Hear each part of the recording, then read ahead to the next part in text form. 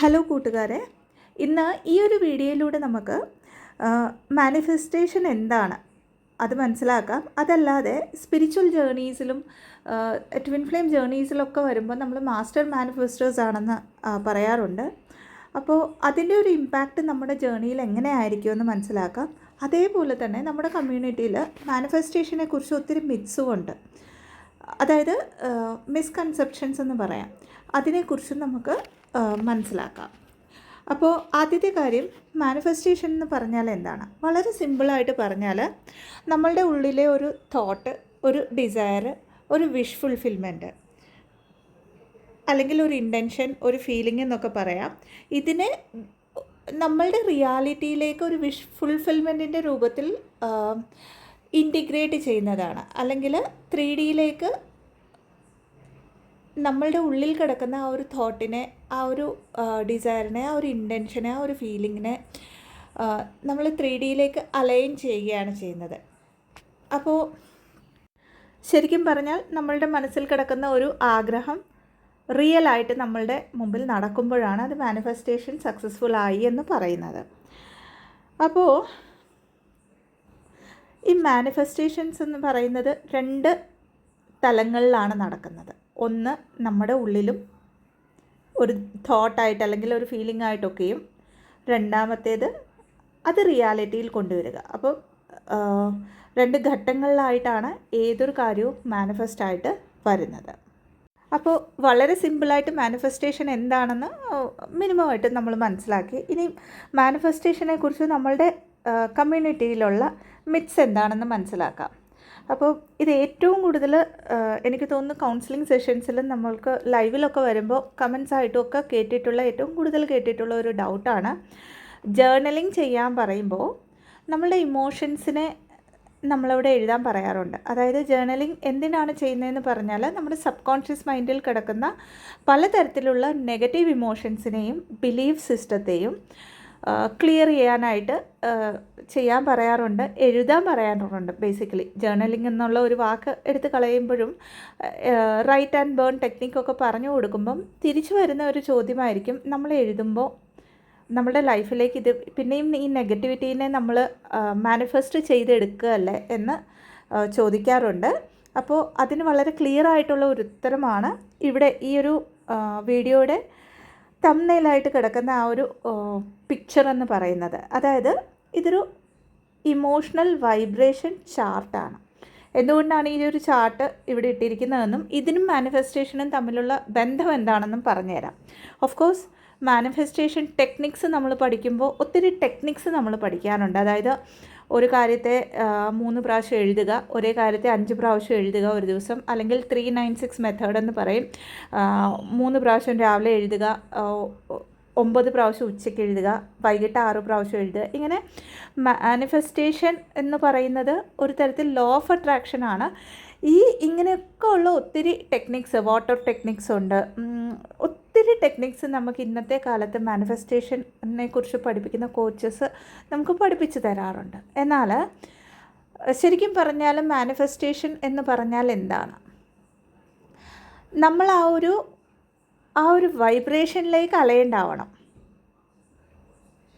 Okay, അതായത് നമ്മൾ ആ ഒരു വൈബ്രേഷനിലേക്ക് അലൈൻഡായിട്ട് ആ ഒരു എനർജിയിൽ നമ്മൾ ജീവിക്കുമ്പോൾ മാത്രമാണ് അത് റിയലിസ്റ്റിക്കലി നടക്കുന്നത്. മാനിഫെസ്റ്റേഷൻ്റെ ടെക്നിക്കിൽ ഇതൊരു ലോ ഓഫ് അട്രാക്ഷൻ്റെ ഒരു റൂള് തന്നെയാണ്. അപ്പോൾ ഈ പറഞ്ഞ പോലെ ജേർണലിംഗ് എഴുതുമ്പോൾ ഞാൻ മാനിഫെസ്റ്റ് ചെയ്യുന്നുണ്ടോ എൻ്റെ നെഗറ്റിവിറ്റിയെ എന്നുള്ള ഒരു ക്വസ്റ്റ്യന് ആൻസർ പറയുമ്പോൾ ഈ ചാർട്ടാണ് എനിക്ക് പറഞ്ഞു തരാനുള്ളത്. മുമ്പിൽ കിടക്കുന്ന ഈ ഒരു പിക്ചറിലുള്ള ഒരു ചാർട്ട്.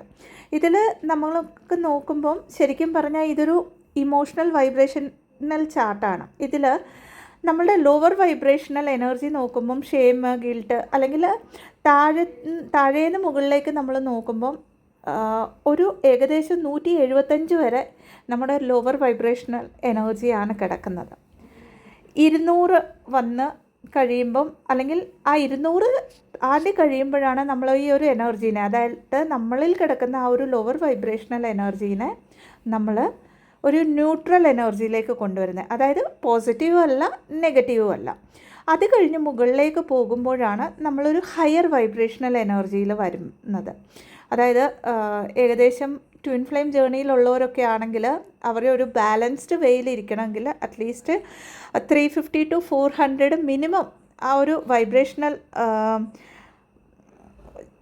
ഫ്രീക്വൻസിയിൽ മാച്ചായി നിൽക്കുമ്പോഴാണ് മിനിമം ഒരു ബാലൻസിൽ നിൽക്കുന്നത്. അപ്പോൾ പലപ്പോഴും ഈ 400 അല്ലെങ്കിൽ 540 400 അതൊന്ന് താണ്ടി കഴിയുമ്പോഴത്തേക്കും നമ്മളൊരു അൺകണ്ടീഷണൽ ലവിൽ വരും.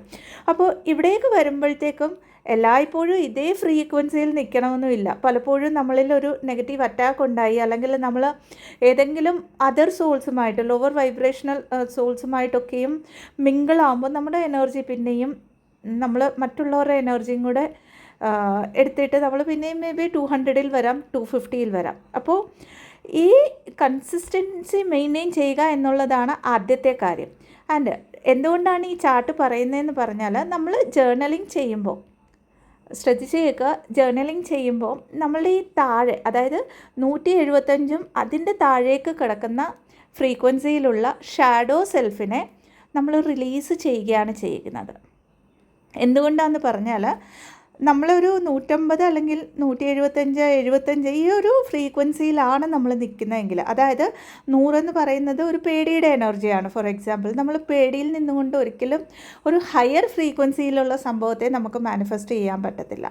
ഈ പേടിയിൽ നിന്നുകൊണ്ട് പേടി റിലേറ്റഡ് ആയിട്ടുള്ള കാര്യങ്ങൾ മാത്രമേ നമ്മൾ 3Dയിലേക്ക് നമ്മൾ മാനിഫെസ്റ്റ് ചെയ്യത്തുള്ളൂ. കാരണം ഓൾറെഡി എനർജറ്റിക്കലി നമ്മൾ ഫിയർ ബേസ്ഡ് എനർജിയിലാണ്. വളരെ സിമ്പിളായിട്ടുള്ള കാര്യം. അപ്പോൾ ജേർണലിംഗ് ചെയ്യുമ്പോൾ നമ്മൾ എന്താണ് ചെയ്യുന്നത്? ശരിക്കും പറഞ്ഞാൽ ഈ താഴെ കിടക്കുന്ന, അതായത് ഈ ലോവർ വൈബ്രേഷണൽ എനർജീസിനെ നമ്മൾ ക്ലെൻസ് ചെയ്തുകൊണ്ട് നമ്മൾ അറ്റ്ലീസ്റ്റ് ഒരു ന്യൂട്രൽ എനർജിയിലേക്ക് വരാനായിട്ട് ശ്രമിക്കും, അല്ലെങ്കിൽ ആ ഒരു ന്യൂട്രൽ എനർജിയുടെ കൺസിസ്റ്റൻസിയിൽ നിൽക്കാനായിട്ട് ശ്രമിക്കും എല്ലായ്പ്പോഴും. സോ ദാറ്റ് നമുക്കുള്ളൊരു നാച്ചുറൽ മാനിഫെസ്റ്റേഴ്സ് ആവുകയാണ് ചെയ്യുന്നത്. അതായത് 200 താട്ടിയാൽ നമുക്ക് ആ ഒരു വൈബ്രേഷൻ മാച്ച്, യൂണിവേഴ്സിൻ്റെ ഒരു ന്യൂട്രൽ എനർജിയുമായിട്ട് മാച്ച് ആവുകയും അവിടെ നമ്മളുടെ തോട്ട്, അവിടെ നമ്മളുടെ ഇൻറ്റൻഷൻ, അവിടെ നമ്മളുടെ ഒരു ഡിസയർ എന്ന് പറയുന്നത് തീർച്ചയായിട്ടും മാനിഫെസ്റ്റ് ആവുകയും ചെയ്യും. അവിടെ തൊട്ടാണ് നമ്മൾ ആക്ച്വലി മാനിഫെസ്റ്റേഴ്സ് ആവുന്നത്. ഇനി ഒരു 310 കഴിയുമ്പോൾ, അതായത് നമ്മൾ എന്തിനും ആ ഒരു യൂണിവേഴ്സിൻ്റെ ചാനലാവാൻ റെഡിയാണ് ഒരു വില്ലിങ്നെസ്സിലേക്കൊക്കെ വരുമ്പോഴത്തേക്ക് നമ്മൾക്ക് നമ്മളുടെ എനർജറ്റിക് അലൈൻമെൻറ്റിൽ നമ്മൾ മാസ്റ്റർ മാനിഫെസ്റ്റേഴ്സ് ആവുകയാണ് ചെയ്യുന്നത്. ശരിക്കും പറഞ്ഞാൽ ഇവിടേക്ക് വരുമ്പോഴത്തേക്ക് നമ്മളുടെ എനർജിനെ നമ്മൾ ഫ്ലോ ചെയ്യുകയാണ് ചെയ്യുന്നത്. അവിടെ നമ്മൾക്കൊരു കൺട്രോളില്ല ഒരു കാര്യത്തിലും, ഡിസയേഴ്സിലായിക്കോട്ടെ, അല്ലെങ്കിൽ നമ്മുടെ 3D ഓറിയൻറ്റഡ് ആയിട്ടുള്ള കാര്യങ്ങളിൽ. അതായത് നമ്മുടെ എർത്തി വേയിലുള്ള ഭൂമിയിൽ നമ്മൾ ഈ ജീവിക്കുന്ന ഒരു ലൈഫിൽ നമ്മൾ ഒരു തരത്തിലുള്ള യൂണിവേഴ്സിൻ്റെ അല്ലാത്ത ഒരു കാര്യത്തെയും കൺട്രോൾ ചെയ്യുന്നില്ല. ഇതിനൊരു എക്സാമ്പിൾ പറയാം. ഇപ്പോൾ നമ്മൾ ലോവർ വൈബ്രേഷണൽ എനർജിയിൽ നിൽക്കുമ്പോൾ മേ ബി നമുക്കൊരു മണി ബ്ലോക്ക് ഉണ്ടെന്ന് വെക്കുക. ഈ മണി ബ്ലോക്കിനായിട്ട് നമ്മൾ എന്ത് ചെയ്യും? നമുക്കറിയാം, മുമ്പിൽ മേ ബി ഒരു ഇൻ്റർവ്യൂ വന്നത് നമുക്ക് നമ്മളുടെ ട്രൂത്തിന് ചേരുന്നതല്ല. അതായത് ഈ സ്പിരിച്വൽ ജേർണിയിൽ നമുക്കതിൽ അലൈൻഡ് ആയിട്ട് നിൽക്കാൻ പറ്റത്തില്ല, അല്ലെങ്കിൽ എൻ്റെ വൈബ്രേഷന് അലൈൻഡ് അല്ല എങ്കിൽ പോലും ആ ഒരു എക്സിസ്റ്റൻസിന് വേണ്ടി, ആ ഒരു സർവൈവൽ മോഡിൽ നിന്നുകൊണ്ട് നമ്മൾ ആ ജോലിനെ അക്സെപ്റ്റ് ചെയ്തുകൊണ്ട് പിന്നെ ഈ ആ ഒരു കാർമിക് ലൂപ്പിൽ, അല്ലെങ്കിൽ ആ ഒരു ലോവർ വൈബ്രേഷണൽ എനർജീൻ്റെ ലൂപ്പിനെ നമ്മൾ അട്രാക്റ്റ് ചെയ്യുന്നു. വേറാസ് നമ്മൾ ആ ഒരു എനർജറ്റിക്കൽ അലൈൻമെൻറ്റിന് വേണ്ടി നമ്മൾ വർക്ക് ചെയ്തിട്ട് നമ്മൾ ഒരു ഹയർ വൈബ്രേഷണൽ സ്റ്റേറ്റിലേക്ക് എത്തുമ്പോഴത്തേക്ക് നാച്ചുറലി നമ്മളുടെ ഹയസ്റ്റ് ഗുഡിനായിട്ടുള്ളത് നമ്മൾ ക്രിയേറ്റ് ചെയ്യാൻ തുടങ്ങും. ഇതാണ് ഈ മാനിഫെസ്റ്റേഷനിൽ വ്യത്യാസം എന്ന് പറയുന്നത്. അപ്പോൾ എന്തുകൊണ്ടാണ് ഇത് എടുത്തു പറയുന്നതെന്ന് പറഞ്ഞാൽ, നമ്മൾ ഏതൊരു കാര്യവും ഹയർ വൈബ്രേഷനിൽ നിന്നുകൊണ്ട് മാച്ച് ആവുന്ന കാര്യങ്ങളെ നമ്മൾ മാനിഫെസ്റ്റ് ചെയ്യത്തുള്ളൂ. അതേസമയം ലോവർ വൈബ്രേഷനിൽ നിന്നുകൊണ്ട് നമ്മൾ മാനിഫെസ്റ്റ് ചെയ്യുന്ന പല കാര്യങ്ങളും പിന്നെ അത് കാർമിക് ലൂപ്സായിട്ട് നമുക്ക് പിന്നെ മുമ്പോട്ട് വരുമ്പോൾ നമുക്ക് മനസ്സിലാകും. അടുത്തതായിട്ട് ട്വിൻ ഫ്ലെയിംസിൽ, പ്രത്യേകിച്ചും ട്വിൻ ഫ്ലെയിമിനെ മാനിഫെസ്റ്റ് ചെയ്യാവോ എന്ന് ചോദിക്കുന്നവരുണ്ട്. നമ്മുടെ ട്വിൻ ഫ്ലെയിം എന്ന് പറയുന്നത് നമ്മൾ തന്നെയാണ്. അതായത് സോളിൻ്റെ ഫ്രീക്വൻസിയിൽ നമ്മൾ രണ്ടുപേരും അല്ലെങ്കിൽ രണ്ട് ബോഡീസിലുള്ള നമ്മൾ ഷെയർഡ് സോൾ ഫ്രീക്വൻസി ഷെയർ ചെയ്യുന്നവരാണ്. അപ്പോൾ നമ്മളൊരു പക്ഷേ നമ്മളുടെ ട്വിൻ ഫ്ലെയിമിനെ മാനിഫെസ്റ്റ് ചെയ്യണമെങ്കിൽ നമ്മൾ തീർച്ചയായിട്ടും ഈ ഒരു ചാർട്ടിലുള്ള 400+ ഒരു ഫ്രീക്വൻസിയിൽ എത്തണം. അതിനു മുമ്പ് നമ്മൾ മാനിഫെസ്റ്റ് മേ ബി ഈ പറഞ്ഞ ടെക്നിക്സൊക്കെ ഉപയോഗിച്ച് മാനിഫെസ്റ്റൊക്കെ ചെയ്താലും മേ ബി ഒരു ദിവസം സംസാരിക്കാൻ പറ്റുമായിരിക്കും.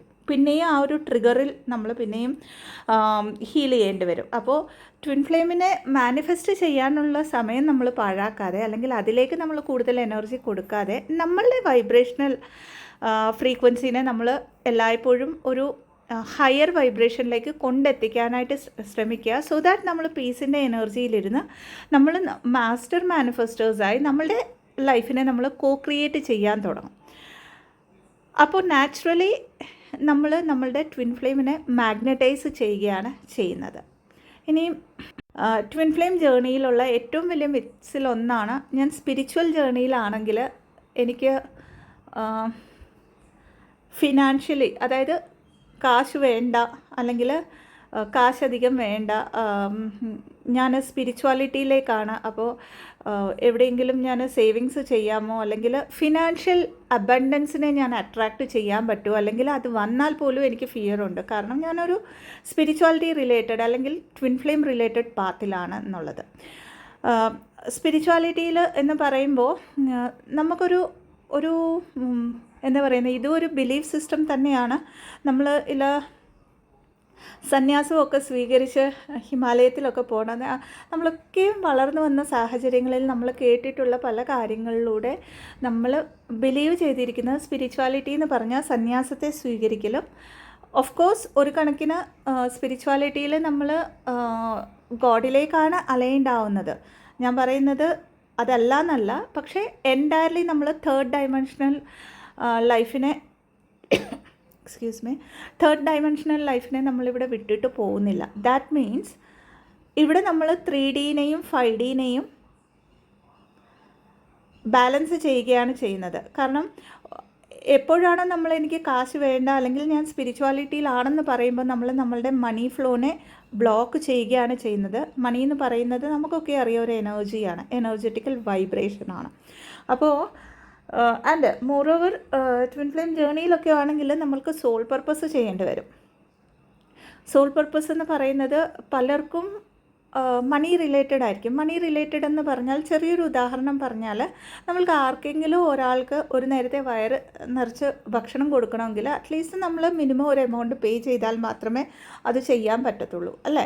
ഇവിടെ ഓൺലി തിങ് നമ്മൾ ഗ്രീഡിനെസ് കാണിച്ച് മണിയുടെ പുറകെ പോകണമെന്നല്ല സ്പിരിച്വാലിറ്റി പഠിപ്പിക്കുന്നത്. ഇതിൽ നമ്മുടെ ഫൗണ്ടേഷൻ എന്ന് പറയുന്നത് സ്പിരിച്വൽ ലൈഫാണ്. സ്പിരിച്വാലിറ്റിയിലുള്ളവർക്ക് അതിലൂടെ നമ്മൾ അബണ്ടൻസിനെ അട്രാക്റ്റ് ചെയ്യും. സോ ദാറ്റ് നമ്മുടെ ലൈഫിൽ ആ ഒരു 3Dയിലുള്ള കാര്യങ്ങൾ, നമ്മളുടെ സോളിൻ്റെ ഒരു വിഷ് ഫുൾഫിൽമെൻറ്റിൽ നിൽക്കുന്ന കാര്യങ്ങൾ, അത് മൈൻഡ് ഓറിയൻറ്റഡ് ആയിട്ട് അല്ല, ഈഗോ മൈൻഡിൻ്റെ സാറ്റിസ്ഫാക്ഷന് വേണ്ടി നമ്മൾ മറ്റുള്ളവരെ കാണിക്കാനോ മറ്റുള്ളവരുമായിട്ട് കമ്പയർ ചെയ്തോ അല്ലെങ്കിൽ അവരെക്കാളും നന്നായിട്ട് ഞാൻ ജീവിക്കണമെന്നുള്ള ഒരു വാശിയിലോ ഒന്നും നമുക്ക് ഒരിക്കലും സ്പിരിച്വാലിറ്റിയിൽ അബണ്ടൻസ് വരത്തില്ല. നമ്മളുടെ ഒരു എനർജറ്റിക്കൽ അലൈൻമെൻ്റ് ആണ് ഇവിടെ പറയുന്നത്. അഗെയിൻ അത് ഒരു ഹയർ അലൈൻമെൻറ്റിൽ നിൽക്കുമ്പോൾ മാത്രമേ നമ്മുടെ സോൾ പർപ്പസിന് പോലും നമുക്ക് ചെയ്യാനും പറ്റത്തുള്ളൂ. ചെയ്ത് തുടങ്ങാൻ പറ്റും, പക്ഷേ ഇടയ്ക്ക് ബ്ലോക്സ് വരും. അല്ലെങ്കിൽ ചെയ്ത് തുടങ്ങിയാൽ പോലും പലരും ചോദിക്കാറുണ്ട് എന്തുകൊണ്ടാണ് ബ്ലോക്സ് വരുന്നതെന്ന് പറഞ്ഞാൽ ഈ ഫ്രീക്വൻസിയിൽ ഹയറപ്പായിട്ട് പിന്നെയും ഡൗൺ ആവുന്നത് കൊണ്ടാണ്. അപ്പോൾ എഗെയിൻ ആ ഒരു മണി എന്ന് പറയുന്നത് അബണ്ടൻസ് ആണെന്ന് മനസ്സിലാക്കിക്കൊണ്ട് യൂണിവേഴ്സ് തരുന്ന ആ ഒരു മണി ഫ്ലോനെ ഒരിക്കലും സ്റ്റോപ്പ് ചെയ്യരുത്. ആക്ച്വലി ഈവൻ അത് തോട്ട് പാറ്റേണിലാണെങ്കിൽ പോലും, അതായത് ഗിവ് ആൻഡ് ടേക്ക് ഈക്വൽ ആയിരിക്കണം. ആൻഡ് യൂണിവേഴ്സ് തരുന്ന ഒരു അബണ്ടൻസിനെ അതേത് വിധത്തിലാണെങ്കിലും അതിനെ റിസീവ് ചെയ്യാനുള്ള ഒരു വെസലും കൂടെയാണ് നമ്മൾ, പ്രത്യേകിച്ചും ഡിവൈൻ ഫെമിനൈൻസ് എന്ന് പറയുന്നത്. അപ്പോൾ അവിടെ അങ്ങനെ ഒരു ബ്ലോക്ക് ആരെങ്കിലും ബിലീഫ് സിസ്റ്റത്തിലൊക്കെ കൊണ്ടുവന്നിട്ടുണ്ടെങ്കിൽ അതിനെ റീറേറ്റ് ചെയ്യുക സബ് കോൺഷ്യസ്ലി അഫർമേഷൻസ് ഉപയോഗിച്ച്. അടുത്തതായിട്ട് ട്വിൻ ഫ്ലെയിം ജേർണിയിലുള്ള ഇനിയൊരു മിത്താണ്, സ്പിരിച്വാലിറ്റിയിലായതുകൊണ്ട് ഞാൻ എൻ്റെ കയ്യിലുള്ള കാശ് മൊത്തം ഡൊണേറ്റ് ചെയ്യണം, അല്ലെങ്കിൽ ഫിനാൻഷ്യലി എനിക്ക് കിട്ടിയ അബൻഡൻസ് മൊത്തം ഞാൻ വോട്ടെവർ ആ ഒരു വെളിയിലേക്ക് ഞാൻ കൊടുക്കണം. ഒരിക്കലും ഇല്ല, അങ്ങനെ ഒരിടത്തും പറഞ്ഞിട്ടില്ല. നിങ്ങളുടെ സോളിൻ്റെ ഗ്രോത്തിന് വേണ്ടിയാണ് സ്പിരിച്വാലിറ്റിയിൽ വർക്ക് ചെയ്യേണ്ടി വരുന്നത്. അതിൻ്റെ മീനിങ് ഫിനാൻഷ്യലി ഒത്തിരി ഗ്രീഡിനെസ് കാണിച്ച് കാശൊക്കെ അങ്ങനെ സ്ട്രോങ് ആക്കിയിട്ട് ഡിപ്പോസിറ്റ് ചെയ്തിട്ട് അതിനെ നോക്കി ഇരിക്കുക എന്നല്ല.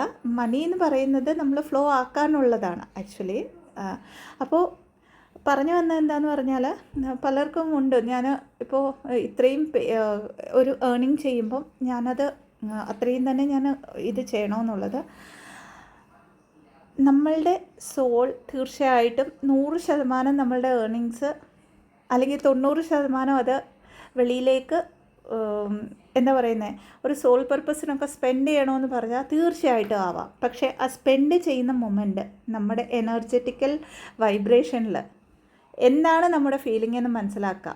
ഹോൾ ഹാർട്ടഡ്ലി അൺകണ്ടീഷണൽ ലവിൻ്റെ കൂടെയാണ് നമ്മളത് സ്പെൻഡ് ചെയ്യുന്നതെങ്കിൽ ഓക്കെ. അതല്ല എന്നുണ്ടെങ്കിൽ അവിടെ പിന്നെയും നിങ്ങളുടെ വൈബ്രേഷനെ ബ്ലോക്ക് ചെയ്യുകയാണെന്ന് മനസ്സിലാക്കുക. ഈ പറയുന്നത് വളരെ സിമ്പിളായിട്ട് തോന്നുമെങ്കിലും പ്രാക്ടിക്കലി ഇതൊക്കെ എക്സ്പീരിയൻസ് ചെയ്തത് കൊണ്ട് മാത്രമാണ് ഇവിടെ വന്ന് ഈ ഒരു വീഡിയോ ഇടുന്നത്. കാരണം ഒത്തിരി ആൾക്കാർക്കുള്ള ഒരു ക്വസ്റ്റ്യൻസ് ആണ് ഇതൊക്കെ. അപ്പോൾ പറഞ്ഞു വന്നത്, നമ്മളുടെ ഉള്ളിൽ, അതായത് നമ്മൾ ഭക്ഷണം കഴിക്കാതെ ഒരിക്കലും ഇനിയൊരാൾക്ക് കൊടുക്കാൻ ഒരു ദൈവവും പറഞ്ഞിട്ടില്ല, ഉണ്ടോ എന്ന് വിചാരിച്ച് നമ്മൾ ഒത്തിരി ലക്ഷറിയസ് ആയിട്ട് എക്സ്ട്രീം ലെവലിൽ അതിനെ യൂസ് ചെയ്ത് അത് കഴിഞ്ഞ് ബാലൻസ് വരുന്നത് നമ്മൾ കൊടുക്കണമെന്നല്ല അതിൻ്റെ മീനിങ്. ആ രണ്ട് എനർജീസിൻ്റെ ഇടയ്ക്കും ആ രണ്ട് തോട്ടിൻ്റെ ഇടയ്ക്കും ഒരു ബാലൻസിങ് കൊണ്ടുവന്നിട്ട് നമ്മൾ എന്താണോ നമ്മളുടെ ആ ഉള്ളിൽ നിന്ന് നമ്മുടെ ആ ഒരു സോൾ നമ്മളെ ഗൈഡ് ചെയ്യുന്നത് ടു ഡു ചെയ്യാനായിട്ട്, അത് തീർച്ചയായിട്ടും ചെയ്യുക എന്നുള്ളതാണ് ഇവിടെ നമുക്കുള്ള പാഠം. ഇനി അടുത്തതായിട്ട് ഫുൾ മൂണിനും ന്യൂ മൂണിനും മാനിഫെസ്റ്റേഷൻ ടെക്നിക്സ് ഉപയോഗിക്കാമോ എന്നൊക്കെ പറഞ്ഞ് കുറച്ച് മെസ്സേജസ് ഇടയ്ക്ക് കണ്ടിരുന്നു. പലരും ചോദിച്ചിട്ടുണ്ട്. ഇതിനെക്കുറിച്ചും ക്ലാരിഫൈ ചെയ്തു തരാം. ഓരോ full moon and new moon എന്ന് പറയുന്നത് കോസ്മിക് എനർജീസിൻ്റെ ആ ഒരു വ്യത്യാസം, അതായത് ആ 15 days എന്ന് പറയുന്നത് ഈവൻ എർത്തിൻ്റെ വൈബ്രേഷനിൽ പോലും ക്ലെൻസിങ് നടക്കുന്ന ഒരു സമയമാണ്. നമ്മൾ നോക്കിയാൽ സമുദ്രത്തിലൊക്കെയും തിരമാലകളുടെ ആ ഒരു ഫ്രീക്വൻസി എന്ന് പറയുന്നത് ഒരു ഹൈ ആയിരിക്കും. അതായത് വേവ്സൊക്കെ ഒത്തിരി വലുതായിട്ട് വരുന്നതൊക്കെ നമുക്ക് ശരിക്കും ഒബ്സർവ് ചെയ്താൽ കാണാം. അപ്പോൾ ടോട്ടലി അത്രയും യൂണിവേഴ്സിൽ തന്നെ, അല്ലെങ്കിൽ ആ ഒരു എർത്ത് ബോണ്ടായിട്ട് നിൽക്കുന്ന റിലേറ്റഡ് ആയിട്ട് നിൽക്കുന്ന കാര്യങ്ങളിൽ തന്നെ ആ ന്യൂ മൂണും ഫുൾ മൂണും നാച്ചുറലി ചേഞ്ചസ് കൊണ്ടുവരാറുണ്ട്. ഒരു ക്ലെൻസിങ്ങിൻ്റെ ടൈമെന്ന് പറയാം. അപ്പോൾ സ്പിരിച്വാലിറ്റിയിൽ നിൽക്കുന്നവർക്ക് കുറച്ചുകൂടെ ഒന്ന് എനർജി സെൻസിറ്റീവ് ആയതുകൊണ്ട് അവർ ബാലൻസ്ഡ് ആവുന്നോടം വരെ തീർച്ചയായിട്ടും ആ സമയം എന്ന് പറയുന്നത് കുറച്ച് ടഫ് തന്നെ ആയിരിക്കും. പേർജിങ് നടക്കാം, ട്രിഗേഴ്സ് കിട്ടാം, അൺറിസോൾവ് ആയിട്ടുള്ള കർമാസ് മുമ്പിൽ വരാം. കോമൺ ആയിട്ടുള്ള കാര്യങ്ങളാണിത്. ആൻഡ് ലെസൺസ് പഠിക്കാത്തത് പിന്നെയും മുമ്പിലേക്ക് വരും. അപ്പോൾ ഇത് നമ്മളൊന്ന് ബാലൻസ്ഡ് ആയി കഴിയുമ്പോൾ നമുക്ക് പിന്നെയും ട്രിഗേഴ്സ് വന്നാൽ പോലും അതിനെ എങ്ങനെ ക്ലെൻസ് ചെയ്യണമെന്നൊക്കെ മനസ്സിലാക്കും. ആൻഡ് ഈ ക്ലെൻസിങ്ങിൻ്റെ കൂടെ തന്നെ നമ്മൾ ഒരു ഗോൾസ് സെറ്റ് ചെയ്തുകൊണ്ട്, അതായത് എനിക്ക് ഇതൊക്കെ വേണം, ഇങ്ങനെയൊക്കെ ചെയ്യാം എന്നൊക്കെ വിചാരിച്ചുകൊണ്ട് വളരെ ക്ലിയർ ആയിട്ടൊരു ഇൻറ്റൻഷൻ നമ്മുടെ ജേർണലിൽ നമുക്ക് ചെയ്യാവുന്നതാണ്. അതായത് അടുത്ത 15 ദിവസത്തേക്ക് അല്ലെങ്കിൽ അടുത്ത 1 മാസത്തേക്ക് നമുക്ക് ഇതൊക്കെയാണ് കാര്യങ്ങൾ, അല്ലെങ്കിൽ ഇതൊക്കെ ഞാൻ ചെയ്യാൻ ഉദ്ദേശിക്കുന്നു എന്ന് എഴുതിയിട്ട് അതിനെ യൂണിവേഴ്സിലേക്ക് നമ്മൾക്ക് സിമ്പിളായിട്ട് സമർപ്പിക്കാവുന്നതാണ്.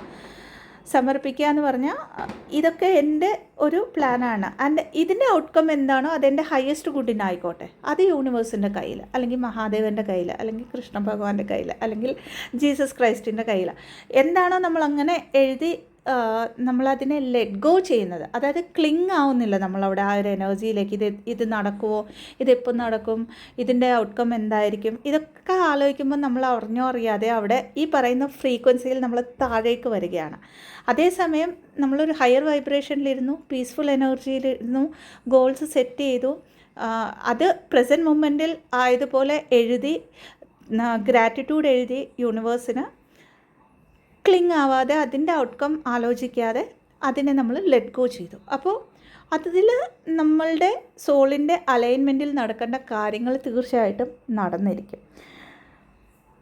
ഇനി ഏറ്റവും കൂടുതൽ നമുക്ക് മാനിഫെസ്റ്റേഷനിൽ ഉപയോഗിക്കാൻ പറ്റുന്ന ഒരു കാര്യമാണ് വാട്ടർ തെറാപ്പി എന്ന് പറയുന്നത്. വാട്ടർ തെറാപ്പിയിൽ പറയുമ്പോൾ നമുക്ക് കുളിക്കുന്ന വെള്ളത്തിൽ സാൾട്ട് ബാത്ത് അല്ലെങ്കിൽ അഫർമേഷൻസ് കൊടുത്തിട്ട് ക്ലെൻസിങ്ങിന് ഉപയോഗിക്കാൻ നമുക്ക്, അല്ലെങ്കിൽ സ്വിമ്മിങ്ങിന് പോകാം. ആ full moon and new moon സമയത്ത് നമ്മൾ കടലിലൊക്കെയും സാൾട്ട് ബാത്ത് പറയും. അത്രയ്ക്ക് ക്ലെൻസിങ് ആയിരിക്കും നമ്മളുടെ എനർജി. സോ ദാറ്റ് നമുക്ക് മാനിഫെസ്റ്റ് ചെയ്യാൻ പറ്റും. അതിൻ്റെ കൂടെ തന്നെ വാട്ടർ ചാർജിങ് മെത്തേഡ്, ഇത് ഏറ്റവും കൂടുതൽ ഇമ്പാക്റ്റ്ഫുൾ ആയിട്ടുള്ള ഒരു മെത്തേഡാണ് മാനിഫെസ്റ്റേഷൻസിൽ. ഇത് ആർക്കും ചെയ്യാം. ഇത് ഏതൊരു എനർജി ഫ്രീക്വൻസിനെ ഹയറപ്പ് ചെയ്യാനോ, ഏതൊരു കാര്യത്തെ ഹെൽത്ത് ഇഷ്യൂസ് ഉണ്ടെങ്കിൽ, റിലേഷൻഷിപ്പ് ഇഷ്യൂസ് ഉണ്ടെങ്കിൽ, ഫിനാൻഷ്യൽ സ്ട്രഗിൾസ് ഉണ്ടെങ്കിൽ, എനർജറ്റിക് വേയിൽ ലൂപ്സിലാണെങ്കിൽ അതിനെയൊക്കെ ബ്രേക്ക് ചെയ്യാനോ ഒക്കെ നമുക്ക് ഈ വാട്ടർ ചാർജിങ് മെത്തേഡ് ഉപയോഗിക്കാവുന്നതാണ്. നമ്മൾക്ക് അത് സൂര്യപ്രകാശത്തിലും ചെയ്യാം, മൂൺ ലൈറ്റിലും ചെയ്യാം, നിലാവിൻ്റെ ആ ഒരു പ്രകാശത്തിലും ചെയ്യാം. എന്നാൽ നമ്മൾ ഫുൾ മൂണിൻ്റെ ഒക്കെ സമയം ചെയ്യുമ്പോൾ ഏറ്റവും കൂടുതൽ ഇത് ഇമ്പാക്റ്റ് തരുന്ന ഒരു കാര്യമാണ്. കാരണം നമ്മളുടെ ഒരു ഇമോഷൻസിൻ്റെ കേന്ദ്രം എന്ന് പറയുന്നത് അറിഞ്ഞോ അറിയാതെയോ നമ്മൾക്ക് ചന്ദ്രഭഗവാനുമായിട്ട് ഒരു കണക്ഷനുണ്ട്. അതേ സമയം സൂര്യൻ എന്ന് പറയുന്നത് നമ്മളുടെ പവറിനെ അല്ലെങ്കിൽ നമ്മുടെ സോളാർ പ്ലെക്സസ് ചക്രയുമായിട്ടാണ് ബന്ധമുള്ളത്. അപ്പോൾ എപ്പോഴാണെങ്കിലും നിങ്ങൾക്ക് ഡേ അവേഴ്സിലും ചെയ്യാം, ഈവൻ നിലാവിൻ്റെ സമയത്തും ചെയ്യുമ്പോൾ വാട്ടർ ഒരു ഗ്ലാസ് കണ്ടെയ്നറിൽ വാട്ടർ എടുക്കാവുന്നതാണ്. അതിലേക്ക് നിങ്ങളുടെ ഇൻറ്റൻഷൻ വളരെ ക്ലിയറായിട്ട് പോസിറ്റീവായിട്ട് ആ വാട്ടറിനെ നോക്കിക്കൊണ്ട് നിങ്ങൾക്ക് മനസ്സിൽ വിചാരിക്കാം. അതല്ലെങ്കിൽ പേപ്പറിൽ എഴുതിയിട്ട് ആ പേപ്പർ കയ്യിൽ പിടിച്ചുകൊണ്ട് ഈ വാട്ടറിൻ്റെ ഗ്ലാസ്സിനെ പിടിക്കാവുന്നതാണ്. ആൻഡ് ആ ഒരു ഇൻറ്റൻഷൻസൊക്കെയും വാട്ടറിലേക്ക് അലിഞ്ഞു ചേരുന്നതായിട്ട് വിഷ്വലൈസ് ചെയ്തുകൊണ്ട് ഈ വാട്ടറിനെ നമ്മൾ കുടിക്കുമ്പോൾ ആ ഒരു വെള്ളത്തിലൂടെ നമ്മളുടെ ഉള്ളിലേക്ക് ആ ഒരു ഇൻറ്റൻഷൻ പ്രസൻറ്റ് ടെൻസിൽ നമ്മൾക്ക് പൂർത്തീകരിച്ചു എന്ന് വിഷ്വലൈസ് ചെയ്തുകൊണ്ട് ഗ്രാറ്റിറ്റ്യൂഡ് കൊടുത്തുകൊണ്ട് ഈ ഒരു പ്രോസസ്സിനെ കംപ്ലീറ്റ് ചെയ്യാം. ഈ വാട്ടർ എന്ന് പറയുന്നത് നമ്മൾക്ക് അപ്പോൾ തന്നെ കുടിക്കണമെന്നില്ല. ഒരു സിപ്പ് കുടിച്ചു കഴിഞ്ഞ് ബാലൻസ് ഉണ്ടെങ്കിൽ അത് നമ്മൾ സ്റ്റോർ ചെയ്തിട്ട് നമുക്ക് ഉപയോഗിക്കാവുന്നതാണ്. ഈവൻ ഫുൾ മൂണിൻ്റെ സമയത്ത് നമ്മൾ വാട്ടർ ചാർജ് ചെയ്താൽ അടുത്ത 1 മാസത്തേക്ക് ആ വാട്ടർ ഉപയോഗിക്കാവുന്നതാണ് ഡെയിലി കുടിക്കാനായിട്ട്. പക്ഷേ ഒറ്റ കാര്യമേ ഉള്ളൂ, ഇങ്ങനെ ചാർജ് ചെയ്യുന്ന വാട്ടർ എന്ന് പറയുന്നത് അത്രയും നല്ല എനർജി ഉള്ള ഒരു സ്ഥലത്തായിരിക്കണം നമ്മൾ സൂക്ഷിക്കേണ്ടത്.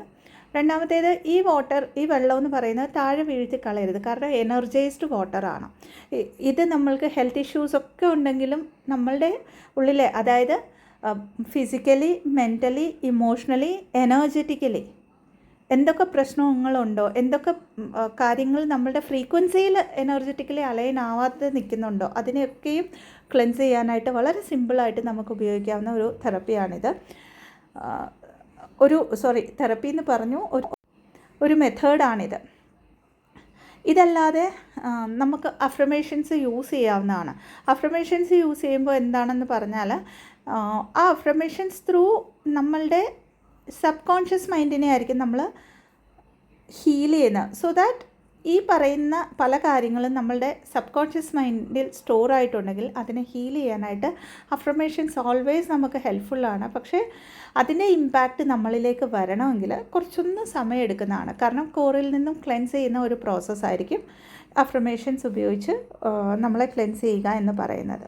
അപ്പോൾ ഇവിടെ പറഞ്ഞു വന്നത്, നമ്മൾ മാനിഫെസ്റ്റേഷൻ ചെയ്യാനായിട്ട് കൂടുതൽ എനർജി സ്പെൻഡ് ചെയ്യാതെ നമ്മളുടെ ഉള്ളിലെ ലോവർ വൈബ്രേഷണൽ എനർജീനെ നമ്മൾ ക്ലെൻസ് ചെയ്ത് കഴിയുമ്പോൾ, അല്ലെങ്കിൽ ആ ഒരു എഫേർട്ടിലേക്ക് നമ്മൾ വരുമ്പോൾ, അല്ലെങ്കിൽ മാനിഫെസ്റ്റേഷനായിട്ട് നമ്മൾ വെച്ചിരിക്കുന്ന നമ്മളുടെ തോട്ടിനെ, നമ്മളുടെ ഫീലിങ്സിനെ ഒക്കെയും കൂടുതലും നമ്മുടെ ക്ലെൻസിങ്ങിലേക്ക് ഉപയോഗിക്കുമ്പോൾ നാച്ചുറലി നമ്മൾ മാസ്റ്റർ മാനിഫെസ്റ്റേഴ്സ് ആവുകയും അവിടെ നമ്മളുടെ സോളിൻ്റെ അലൈൻമെൻറ്റിൽ നിൽക്കുന്ന കാര്യങ്ങളെ, അതിപ്പം ഈ പറഞ്ഞ പോലെ ഹെൽത്ത് വൈസ് ആവാം, മണി വൈസ് ആവാം, റിലേഷൻഷിപ്പ് വൈസ് ആവാം, അബണ്ടൻസ് ആവാം. അബണ്ടൻസ് എന്ന് പറയുമ്പോൾ ലൈഫിൽ എല്ലാ തരത്തിലുള്ള ഒരു കംഫർട്ടും തരുന്ന കാര്യം, അത് 3Dയിലും ആവാം, 5Dയിലും ആവാം. അപ്പോൾ ഇതെല്ലാം നമുക്ക് നാച്ചുറലി നമുക്ക് മാഗ്നറ്റൈസ് ചെയ്യാൻ പറ്റും. അപ്പോൾ ഇത്രയുമാണ് കണ്ടൻറ്റ്. ഹെൽപ്ഫുള്ളാണെങ്കിൽ വീഡിയോനെ ലൈക്ക് ചെയ്യാവുന്നതാണ്, ഷെയർ ചെയ്യാവുന്നതാണ്, സബ്സ്ക്രൈബ് ചെയ്യാവുന്നതാണ്. ഇതല്ലാതെ പെയ്ഡ് കൗൺസിലിംഗ് സെഷൻസിനായിട്ട്, ഹീലിംഗ് സെഷൻസിനായിട്ട്, റേക്കി ഹീലിംഗ് സെഷൻസിന്, ആകാശിക് ബുക്ക് റെക്കോർഡ് റീഡിങ്സിന്, പാസ്റ്റ് ലൈഫ് റിഗ്രഷൻ തെറപ്പിക്ക്, ടാരോ റീഡിങ്സിനായിട്ട് ഡിസ്ക്രിപ്ഷൻ ബോക്സിൽ കൊടുത്തിരിക്കുന്ന വാട്സപ്പ് നമ്പറിലേക്ക് ബന്ധപ്പെടാവുന്നതാണ്.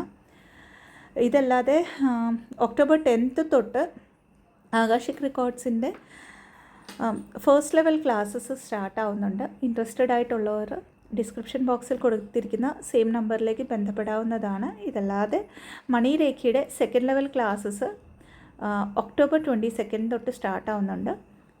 അതിന് ഇൻട്രസ്റ്റഡ് ആയിട്ട് ഉള്ളവർക്കും താഴെ കൊടുത്തിരിക്കുന്ന നമ്പറിലേക്ക് വാട്സപ്പ് ത്രൂ മെസ്സേജസിലൂടെ ബന്ധപ്പെടാവുന്നതാണ്.